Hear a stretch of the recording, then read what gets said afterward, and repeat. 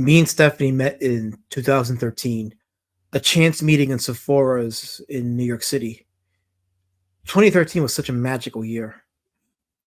I was on the bottom looking to climb up. One evening, I was walking in Times Square and I don't know what possessed me to go into Sephora's. It was dark outside, and Sephora's was one of the brightest spots in Times Square. I figured, what have I got to lose, right? If anything, I could just be in and out. I got in there, and I don't know what it was, but when I saw her, I had to do a double take. I thought, damn, do I take a chance or not? So I took a chance on her. I went up to her and I asked her questions, pretending I was shopping for my mom. I asked her, what do you recommend? We started talking, and before we knew it, it became a date. We went out to eat at a restaurant called Chevy's, and then we ended up spending the night together. And we spent the next few days together after that. But after a couple of days, despite enjoying the moments I had with her, there was something in me that I felt held me back from turning it into a relationship. So I hit the pause button because I felt we were going too fast. I didn't know if I was caught up in the emotions or the euphoria of it all, but I didn't want to rush into it. So I told her I had to pull back because I didn't want to lead her into anything I couldn't commit to. She was a little bit down about it, but we did stay in touch for a few months after that. I don't know what it was about her, but she was very persistent and she didn't take no for an answer. And I'm glad because she allowed me to see parts of her that made me see her as a deep human being. And we had many nights where we would go out and she'd tell me her story growing up as a young girl. And she told me some of the horror stories of her youth, things that I'm not going to share here. And you wouldn't have known that by the beautiful smile on her face, how her beauty just resonated. Somehow she hit those demons very well. And I know why she called it a mask, her mask. And in the last year of the grief I had for her, I began to understand what she meant by the mask. It's amazing. But anyway, but she would tell me these stories, and I would be, I would totally understand. I saw a human being, and I saw someone very strong, and I just grew closer to her, but not enough for me to want to commit to her. So fast forward to June of that year, and I break my leg, break it in two spots, twist my ankle, and I'm in the hospital for a week after getting surgery done. Stephanie visits me in the hospital, and it was a nice evening where she would eat off my plate.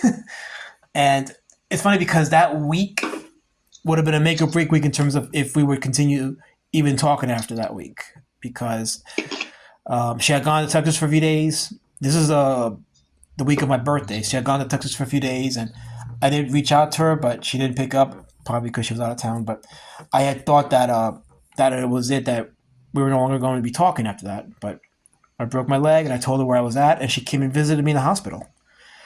That middle picture, by the way, is of her having visited me in my house, in my apartment, or my mom's apartment where I was staying for the time being.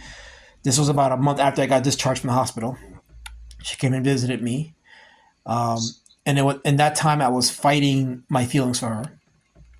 And I was close to just getting real with the idea that I definitely love this woman and I wanted to be with her. And that's essentially what happened. After that month, June, I told her that I loved her, and I didn't even waste any time telling her that I had visions of marrying her. So we spent a beautiful summer together, just making memories. She was the reason I didn't blow my brains out that summer, because I was in a cast for 3 months. And she would drive from Brooklyn, where she lived, all the way to my mom's apartment in Queens, and she would pick me up and we would go places. We would go to the park, go out. I'd meet her kids. And we just had some beautiful memories there. And culminating to How many what, and then somebody's how up. many kids do you have? Oh, she had 4 kids. Okay. Yeah, yeah. I had one son. She had 4 kids. So one of them lived with the dad because he was on the spectrum and he was comfortable living with the father. So she had 3 that lived with her. So some of these are pictures from that summer, spent when we spent time together, and again got to know each other. And September of that year is when I had my ambulatory surgery. They removed the pegs from my legs. I was able to walk with 90% mobility because my ankle was still kind of messed up, but I was still able to walk. And from that moment on, I made the decision to stay with her. So I moved out of my mom's apartment and moved in with her. And a couple of months after that, I officially proposed to her. And we spent all of 2014 just making beautiful memories. I had my son around to spend time with her, for her to get to know her, and vice versa. I was more comfortable sharing myself with her, opening myself up with her, and she opened her world up to me. So I went to her church, got to spend time with her family and friends, and they got to know me. So I became a part of that world, and I became a part of the her routine, and I sort of adapted with her. And we had set the date of our wedding for April of 2015.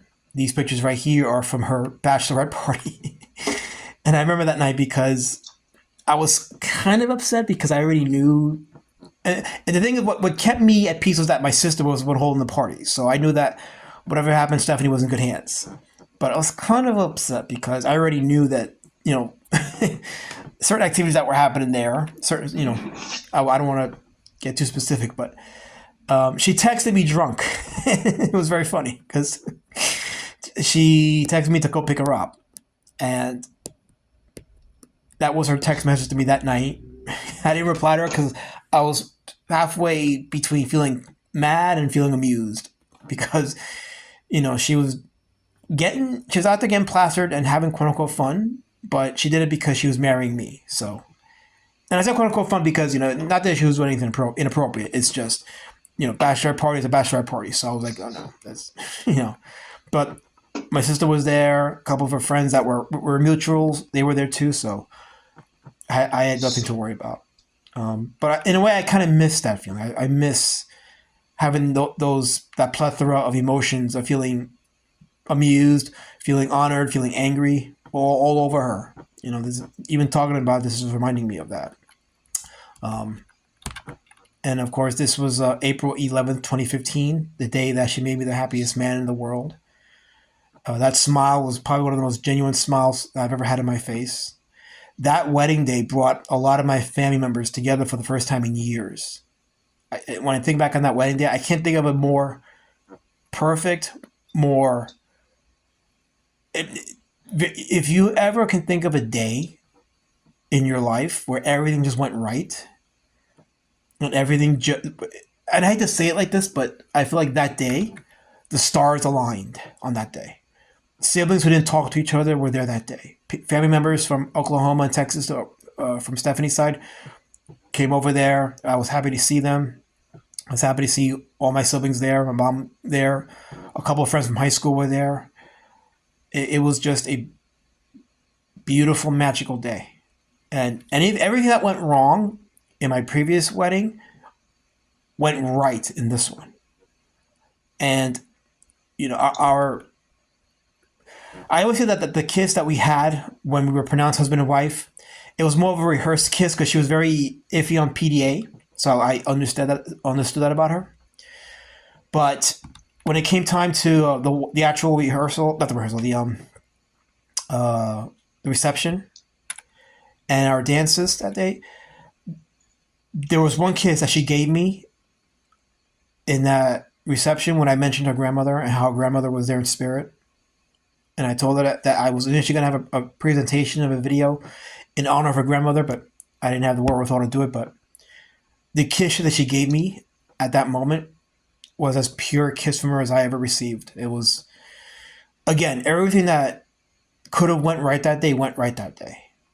And that's when I knew in my heart this marriage was going to last. This was going to go. Um, what is a good sports term? This was going to go down the wire. This marriage. That's when I knew that this was for real. And again, like she was the most beautiful she could have ever been that day, and the most happy she could have ever been that day. Seeing people from different backgrounds, different parts of the country just reunite for this day, I could not have asked for a better gift from God Himself. That's her first picture that I took of her on the left as my wife. This was the day after we were having breakfast without her makeup, and I just couldn't believe that when I was looking at her, that she was my wife. Like this woman became my wife. I couldn't believe it. But saying it was like magical. Just saying this woman was my wife. I could not. I couldn't fathom it that this was a reality. But you heard of dreams come true. This was a dream come true for me. And every year since then, when it came time to our anniversary, I always celebrate our anniversary. I've always would put up memes together or just talk with family, friends, and just share the joy that I had that day. If there was ever days in our marriage where I felt upset, whatever, or I felt like things were going to hit the wall, I always remember that wedding day. And remember, that's why I did it. This marriage has a purpose. It's beyond just emotions. It's a bigger purpose than just emotions. And even when we go through days or weeks where things weren't good, I never had qualms about saying this woman was my wife. And I always put it out there for people to see on my Facebook, or if I talk to people at work or family. I always said, this woman, I was proud to have her as my wife. I always just never, I couldn't say it in enough words or enough images, how wonderful it felt to have this woman and to be a part of her family and to be a part of her kids' lives. This is just us throughout the years. These are pictures that were taken where we made our move to Pennsylvania in 2018. We had moved from New York to Pennsylvania in 2018. We bought a house out here, and mortgage here was cheaper than rent in New York. And the goal was we were going to have this house and we were going to build a foundation with it, have a place for kids to come by. They needed a place to come by. That was the plan when we bought the house here. That middle picture was taken in 2019 on my son Josiah's birthday. That day was the first day where we had a family album, a family photo of all of us together. Me, her kids, my son, and her grandson. It was that one day where we were able to take that full picture because the closest we were able to have that was the wedding day, but Josiah wasn't there for that for certain reasons that I can't get into. But these are just us over the years. Again, I had no qualms about making memes of us and putting quotes that I would post on our Facebook pages so that she would know that I was in it for the long. To remind her, to let her know, I didn't forget our pledge. I didn't forget our promise. I didn't forget what I committed myself for. This is her grandson, which I had referred to as my grandson. The day she became a grandmother was one of the biggest and happiest days of her life, and that definitely changed her. It just made her more focused. And the beautiful thing was that she made sure that I was with her for that journey. So she made no qualms about calling me Popo, which is a term that a lot of Tejanos use for grandpa. So and honestly, I think looking back, I never really appreciated the way I should have appreciated the fact that she would put me out there with her grandson and put that picture of us out there. And I think if there's any regrets that I've ever had was never really fully appreciating that. But I think she knew in my actions and deeds that I appreciated it whenever there was a moment, even if it was 2 a.m, if there was ever a moment where I needed to go drive 2 hours to New York to pick him up and she needed me to do it, I would do it. And she knew I definitely would do it. And I think she had that comfort and she had that assurance. And I believe that was always one of the best gifts I could give her, was that assurance. There's that family photo album I talked about. That was all her kids, my son, our grandkid, me and her. And I told her that was the best gift that she could have ever given my son, was this photo, which I still have hanging in my living room here. But yeah, this was probably the only time this type of photo would ever be taken. So, and this was her when she graduated from college in 2016. I was with her through all four. This was LaGuardia, so this was her associates. So she got 2 years, a 2 year degree here, and I was very proud of her for that. And I walked with her through that journey. I walked with her through that journey, and I helped her with her work. And um, seeing her wear that cap and gown I was emotional for her because again, I think back to that little girl that was abused and hurt, and here she is having achieved a personal accomplishment and goal. And I was very happy for that. And I was happy for her that she did that. Now, this photo here was taken in June of 2021, first week of June. So she started, before that month, she was getting herself involved in fitness. She was doing a lot of exercising. She was very big on taking care of herself and her health, and I was very encouraged for her. She started feeling some stomach pains. So she went to get a checkup, and she was initially diagnosed with internal hernia. So this photo was taken the day before the surgery. So she had taken, she was admitted that night to the hospital, and they performed the surgery. They said she was doing well. So I went the next morning expecting her to be there for another day, but they told her that she was being discharged that day, which I was surprised by, but I was encouraged that she was. So we took her home, and they told us that if the pain had persisted for the next 2 weeks, if it doesn't go in 2 weeks, to come back to the hospital. It wasn't even a week, and it was that Friday. Because that Thursday night, the pain was intensifying. So I said to her, listen, I'm going to call out on Friday, all right? Because if you have to go to the hospital, I'm taking you. So that morning, I woke up, I called my job, and I told them, hey, I'm not going to be coming in. My wife is not feeling good, and I may have to take her to the hospital. So I hung up. I just looked at her. I just comforted her. And she says to me, let's go to the hospital.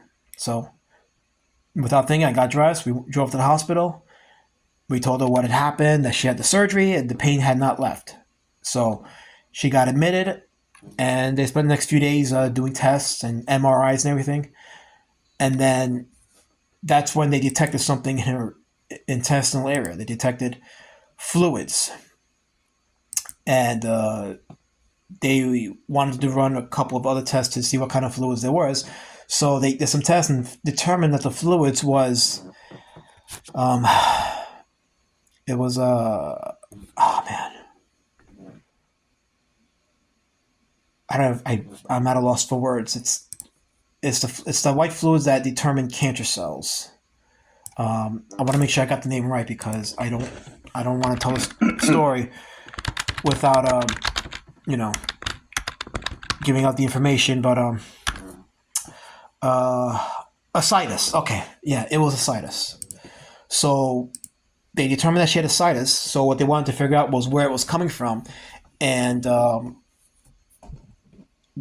they did a few diagnostic tests and determined that it was definitely somewhere around the intestinal area near her ovaries. So their original plan was they were going to do a hysterectomy. And they were going to remove her ovaries, drain her fluid, and then do a quick run of chemo to destroy any remaining cancer cells. So that was going to be the plan. So she was admitted to the OR, and I remember it was Friday of June. No, was it June or was it July?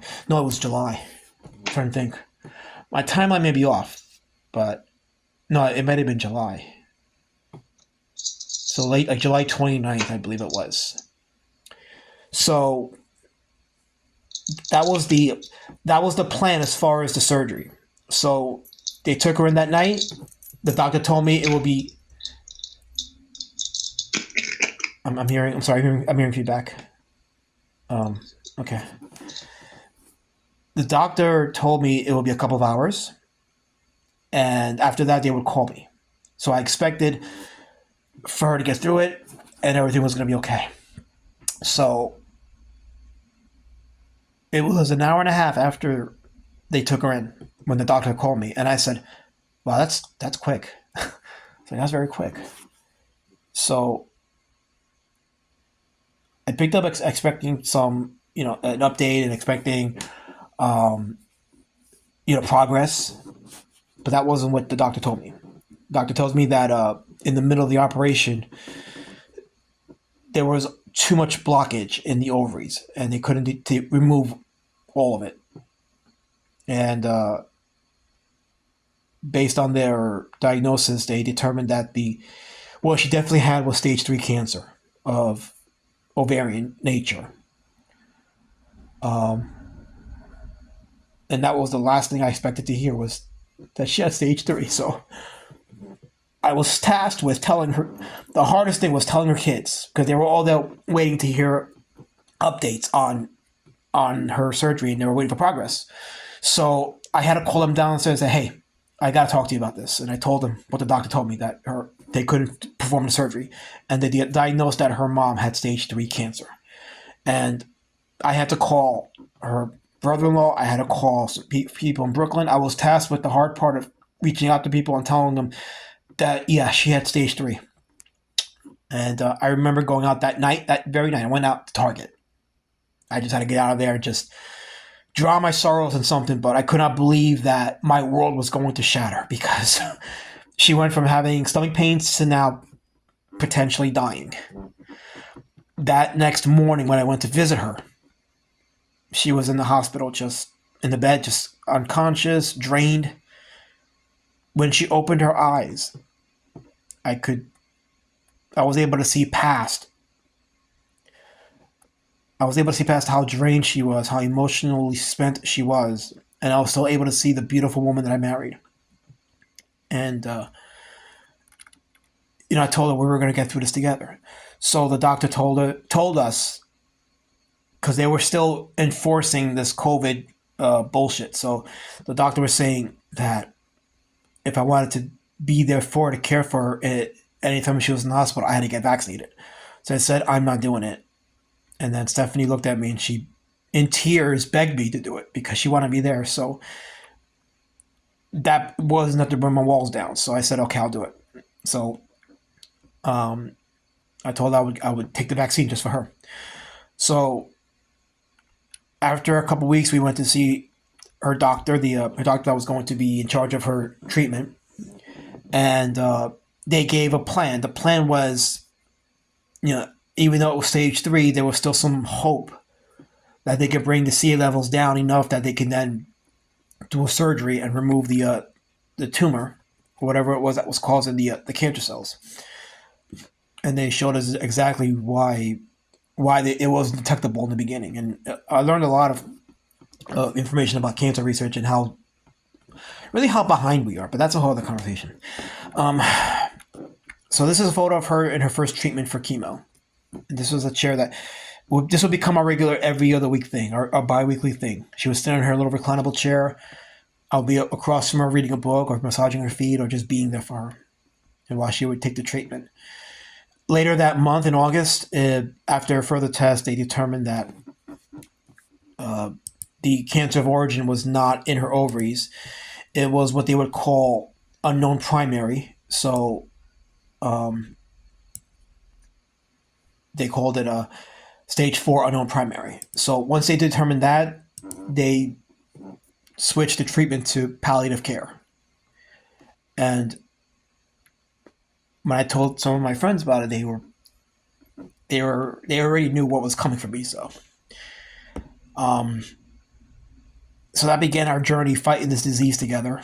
That began what I found out was something called pre-grieving, where I would have my moments and I hid her away from her because I didn't want her to see this, but I would have my moments where I would go into a bathroom. I'd be at work in the bathroom. I would spend some time in there just bawling my eyes out because I knew that she was going to leaving me, and that our time together was going to be cut short.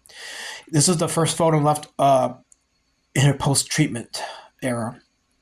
She had already lost her hair, so she had she got the hat, and we tried to have moments together, like on the right, where I would take her out. It wasn't often because she was always, if she wasn't at work, she'd be in bed because of the pain and the discomfort. At her job, they would have a seat specifically made for her. They would have a cushion for her. They made sure that when she went to work, that she was provided for, she was taken care of. They treated her beautifully at work. They were very kind to her. They were very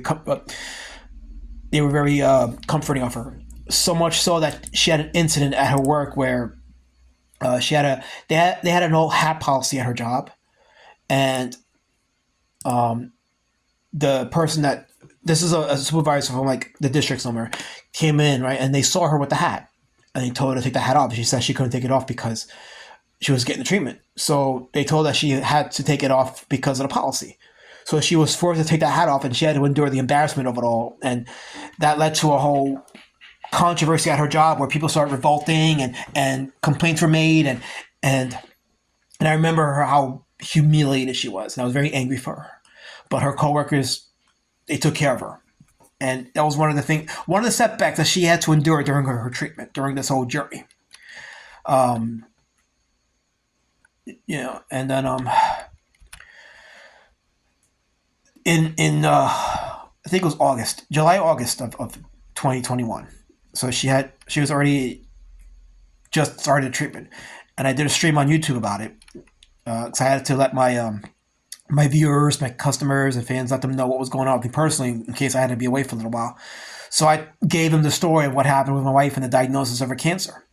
That night, Stephanie was knocked out from the medicine, so she didn't know I did that. And it wasn't until January 2022, months after that, when she was looking up videos for a coworker, and then she stumbled upon that stream I did, and she wrote about it. She started crying. She said she didn't know that I felt the way I felt when I expressed what I was going through in that video. She thought that I was just being strong because that's what I was, but she didn't realize that I was really as broken as she was emotionally about it, and it touched her.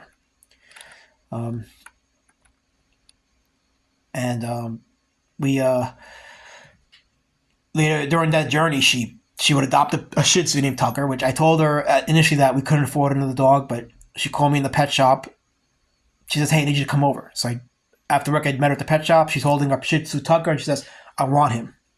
And she did that purposely because she knew I couldn't tell her no. So we brought him home. So she got to spend a few months with Tucker, but she loved him. She loved Paisley, our other dog. And she would always call them upstairs. When she'd be in bed, she would call them upstairs. They would run up to her for a few minutes to spend time with her before I go upstairs and bring them back down at her request.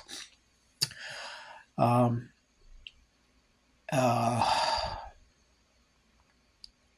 then September of 2022, we went in for her regular treatment. And then during the treatment, her O2 levels were decreasing. So we had to I took her to the ER. They admitted her to monitor her, to make sure that they could keep her O2 levels balanced. And it was 2 weeks later where she wore that O2 mask, that mask that they usually give patients that cannot breathe, which is usually a precursor to the end. And once they put that mask on, I already knew that she wasn't going home. But I didn't tell people that because I didn't want to rub salt in their wounds. I already knew that was what it meant. So I had to make sure that I let my job and everybody know that in case I needed to bounce, I was going to bounce to be by her side. So the next couple weeks in September, she gets transferred to ICU, and she's already now on tubes. She's looking frailer, but still in good spirits. She's still in high spirits. She still had hope that she would fight this, and I did my best to fight it with her. Her sister from Oklahoma came by to stay with her. Her son was there also, so I had help from the both of them. So I was able to work while they took care of her during the day, and I go see her during the evening. The hardest part during that time was not being able to hold her. I would say early 2022, when the treatment was really starting to take a toll on her, we couldn't be physical anymore. The intimacy was gone, because if I touched her, it would cause her pain, and I didn't want my touch to be associated with pain in her eyes. So I couldn't hold her. I couldn't reassure her, and that was taken from me. But she fought the good fight in the hospital, and she was still in good spirits. But I think the hardest thing, it seemed like one thing after another. It was always harder. The day that they announced, the day that she agreed to transition to comfort care, I felt every fiber in my bone just shake because I couldn't believe this was happening. Even though I prepared for it, I just didn't prepare for the feeling and for the fact that this was actually going to happen. So she was only on comfort care for maybe 24, 36 hours. I remember the final night. It was the Friday night. It was September 30th. That final night. Sister was there. Her kids were there. Her son's father was there. I held her hand that whole day. I had already told my job a day before that I was not going to be there, and they understood. Actually, a month before that, in August, we lost our dog Rhodey. Rhodey had died in a procedure because he had swallowed something, and before that day he died, I asked God, please don't take him from me. Please spare him that, because I already knew what I'm going to lose. I just need some kind of comfort. I just need to know that you're not leaving me. And Rhodey dies, and I got mad with God. I was like, okay, if my prayers aren't being answered, don't worry, I won't talk to you. So I spent 2 months being angry at God and not talking to God. I didn't pray anymore after that. September 30th, that final day when her eyes were open. That evening when she slowly closed her eyes for the final time. And I knew it was the final time because the way she closed them and the way she laid her head back, I already knew that was it. But I thank God that I was able to tell her before that. The day before, I told her, because she had asked me this question and I don't think I gave her a proper answer, so I needed to give her the proper answer. And I told her that I don't regret a day with you, and if I could do this again with you, I would. And I told her that. When she finally closed her eyes, I already knew that in my gut of guts, that night it was going to be me and her. Family left, friends left. It was just me, her, and my sister Claudia, who came in town that week to spend with us. So I remember that night very well because her brother-in-law, her daughter's godfather, came from New York. He used to be in the seminary, but he drove 5 from New York to spend that night with me. It was like 2 a.m. Him and his brother came in there, and they were there with me. I remember the nurse coming in at 2 a.m. Actually, before that, I think it was 8 o'clock that evening. Because Stephanie had begged me to make sure that I did this. I told the nurse that I think she's ready to get off the tube. So they took off the tube, and they projected that it would be in the morning. So at 2 a.m, the nurse came in, and between me and the nurse, we gave her a bed bath. I made sure that she was clean, she was taken care of. She looked very peaceful and lovely that morning. So at 5 a.m, I called her kids, I called her sister, and I said, you need to come now. So they all came, and we were all there by her bedside. Her kids held her right hand. No, they held her left hand, and I held her right hand. And we watched her slowly breathe. And at 7 a.m, the nurse came in and declared her gone. And I don't know what it was, but as angry as I was with God the last 2 months prior to that morning, I thanked him. And he knew why I thanked him, because he gave me her.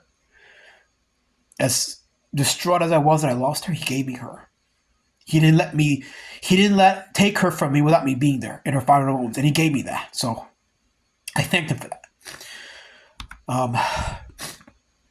And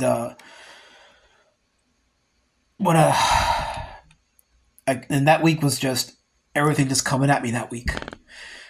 October 3rd, that Monday, we went to the funeral home to make arrangements for the memorial. October 6th was the memorial. And they were playing Simon and Garfunkel's Bridge Under Troubled Waters, which why that's significant is because when I was a boy, when I was like 5 or 6, when I heard that song, I always associated that song with deep, intense sadness. But I always said that it didn't have any meaning other than that when I was a kid. But when I heard it, I just felt sadness in that song. Something deep that I didn't want to harness because it was just too deep. And they played it at her memorial. And that day I was very numb. I had cried before the memorial, but when I was there, I had to play MC. I had to be the one to keep it together because there were people that were crying that day, and there were people that had emotions, and I needed to be the one to hold it in for them because my day, my times were there, but for that day, it was for them. And Stephanie always told me that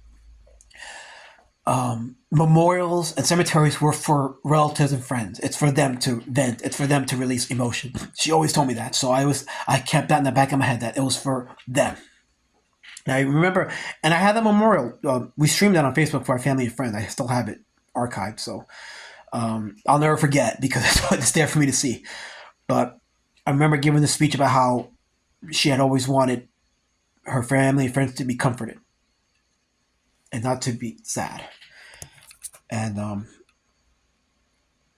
it was my job that day to comfort her. And, October 15th, up until October 15th, my sister and my son-in-law, and my stepson, were there at the home. My sister left later that week of the memorial, so she was there for the memorial. And that day of the memorial was also when I got the crucifix of her ashes here with me. So I do have her ashes with me always, and I make sure of that.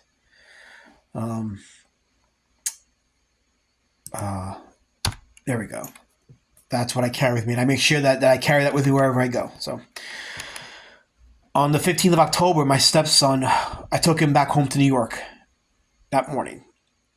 When I came back that day, after dropping him off back to PA, for the first time since her passing, I was alone.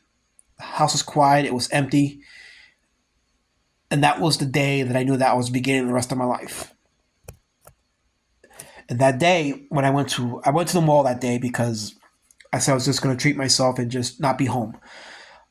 At the mall, they played a song, which I later found out was called "Broken Vessels" by Hillsong Church, which contains the lyrics to "Amazing Grace," which, funny enough, was written by the author John Newman. I think it's his name, right? He wrote that song, I believe, while his wife was sick, and he gave a beautiful eulogy to his wife. A eulogy that I felt that he was living this world as a vessel to God, but that was it because he died with her. But that day, I made a video for her using that song, and on that day, I screamed to God, I cried loud to God. I screamed at him. I said, I just screamed at him. I said, it's too much. It's too much. I'm making a video for her. I used to make videos for her when she was alive, and I dedicated to them, and she loved. Those were my love letters to her. And here I am making a video of her, and she's not here. And I couldn't believe that this was it. This was my reality. So, it was a beginning of an intense period of sadness, and just I couldn't explain. I couldn't explain the horrificness of that pain. And we fast forward to 2023. In February 15th of 2023, that would have been 10 years that we have known each other, and she's not there. I spent that day at Olive Garden because she loved Olive Garden. It was me and a portrait of her on that day. And I couldn't believe, after I finished eating and when I went to the car, breaking down, I couldn't believe that this was it. 10 years was marked with her absence. And then we go to April 11th, which would have been our 8th year anniversary. I took my son to Texas Roadhouse to celebrate that day. It would be the the significance of that being is that my son was not available for our wedding day on the 11th of 2015. So it's kind of fitting that everybody that was available on that day was not, and the one person who wasn't available that day wasn't available. So we had a memorial dinner in her honor that day. And my wife would always talk about how the little guy was not available for that day. And that little guy was referring to Josiah. So Right. Right. So it took me a few months into the new year to make the choice to start taking up some skills and talents that I couldn't have taken up. And one of the skills and talents was playing the guitar. And I was going to start playing music that she loved, music for her, and dedicate it to her. And it was one of the first signs that I started to live, not survive, live. And I started to understand her better now. And I remember waking up one morning, looking in the bathroom mirror in my eyes, and then my eyes had a special glisten to them. And I couldn't put my finger on it. It took me a minute to analyze it, and I realized those are her eyes. These were the same eyes that she had during the time that I knew her. And behind those eyes were grief. And I understood her. And more than ever, with each day that I was awake in this journey, I understood her. And I got her, and I understood the meaning behind the eyes, the meaning behind the mask that she talked about. And it was like she was living through me. And they talk about signs. In the widows group, they talk about signs or just confirmation from their loved ones that they love them. And I always kind of felt bitter because I've read of widows and widowers getting signs about, whether it's true or not, they would get signs from their beloveds, the departed beloveds that they not always loved them, and I always felt some kind of bitterness that I didn't get it. Well, in having a conversation with my stepdaughter, she lets out we were just talking about how we were coping and getting through this life, and she reveals this information to me that broke me. Like, it really broke me when she said to me that she remembers how her mother felt when she was at the hospital with her, and how she was haunted by her mom's screams and how she tried to comfort her. And then she says to me that she heard her mom tell her that she didn't want to be replaced from my life. She didn't want to be replaced from Berto. And she said that haunted her to this day. And when she told me that, I broke down badly because I felt like I didn't reassure her enough that no matter what happens in my life, no matter where this life takes me, in my heart, you would never be replaced. And it wasn't the sign that I wanted, but it was confirmation that to the very end, she definitely loved me. And then she definitely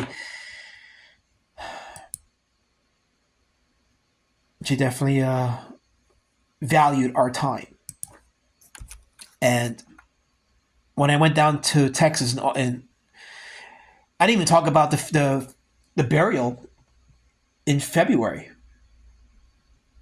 No, January was the burial. Went down to Texas with her ashes. I kept her ashes for a few months. I took it down as per her wishes. She said, keep my ashes for a couple months and then bury me in my home in Texas. So in January, me, my stepson, and his friend, we went down to Texas. And we had plots secured and everything. I buried her ashes. I had a ceremony with her, with friends and family of hers that I invited. And I just could not believe that I was in Texas without her. I was in her home state without her. And I was burying her ashes that kept some level of comfort with me, knowing that she was still in my house in some form. And I couldn't believe that I was burying my love. I was burying the love of my life, the apple of my eye, in her home state, away from our home. But yeah, it happened. I buried her. And we were there for kind of the day before we left back home. And that was the first time that when I went home, that she wasn't there. She physically wasn't there. Aside from just the ashes in my crucifix, she wasn't there. We go down to August of that year, and in August I went with my stepson to. We drove down to Texas this time, so we drove down to her home state. So I had to take my dogs, and he was there. Him and his friend were there to help me with the driving. And I went and I painted her tombstone because she loves sunflowers, and I said I wanted to leave my mark on her and do something beautiful with the tombstone. So I bought some paint at the at Hobby Lobby over there, and I painted her sunflowers on one of the hottest days of the year there, where the grass was very crispy. But I said if she's gonna be memorialized, I need her to be memorialized in absolute beauty. So I was very fortunate to have the chance to do that for her headstone, and I said I probably will go back and paint it again. Unfortunately, I don't get the privilege of visiting her tombstone, her gravesite, every so often because it's thousands of miles away. So in some ways, I feel like she took that from me, but I was honoring her wishes. And when I buried her in Texas, that was my final act to her as her husband because she made me promise that before anything. She said, don't let me be buried in the East Coast. Take me to Texas and please bury me there." So I feel like when I held her ashes, I was still clinging on to my husbandly duties to her. When I buried her, I committed my final act as her husband, and that's when I knew I was officially released from marriage to her. It wasn't when she died; it was when I fulfilled that one promise, which I did. And before I left Texas that week, I went to the tattoo parlor, and I was back and forth on doing it. But once he gave me the quote, I said I'm doing it. So the picture on the left is the tattoo on her hand, her wedding hand that she received as a young girl. And what's funny is that the tattoo artist that did that was the same guy that did the tattoo for me. So he remembered, Really? yes, he remembered when he did the tattoo for her. So he traced it off the picture I gave him, and he did it exactly according to that. And that is what's on my left arm right now. So I have the same flower on her hand that is carried in my arm now. So wherever I go, the memory of her will always go with me. And I definitely don't regret that at all. I actually felt good doing it. And I felt like she was with me no matter what. And in the bookstore in her hometown, they had this book, A Man Called Ove, which is also A Man Called Otto. And I said, there's no way this is by chance. So I purchased that book, which I finished reading this past weekend. And I actually saw both movie versions of it. So I felt like I accomplished something I needed to accomplish. And it was a great story. But yeah, I purchased that book from the bookstore in her hometown. And I keep it in a nice little spot in a bookshelf in my home. And that's Tucker. That's Tucker right there. Um, the Shih Tzu that she only got to spend a couple months with before she was placed in bed and eventually hospitalized. Um, and here I am in 2024 trying to navigate this life, and I'm doing a little better now. I'm doing better than I was last year, but it's kind of haunting that I spent as much of my life without her, and it was always a big fear that I was going to have a life, periods of my life where she was not going to be of any influence, and that was something that always made me afraid. But it's the course of life. But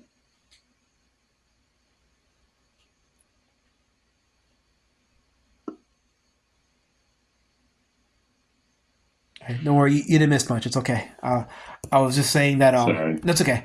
I was just saying that Yeah. the picture on the right is Tucker, the Shih Tzu that she purchased at the pet shop that she conned me into purchase, allowing her to bring home. And she only got to spend a few months with him before she got placed on bed and then eventually hospitalized. So Yeah. she never got to fully enjoy him. Yeah. Yeah. Um, and Well, that's an navigate. amazing story. Mhm.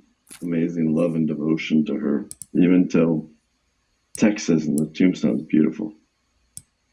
She deserved that beauty. She deserved to be remembered, um, because she came from a really bad background.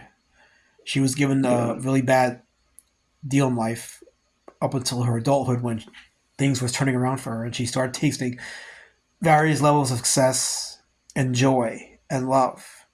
And I think one of the things that Mm, really one of the things that changed in terms of my perspective was how I feel like I was robbed of our life together.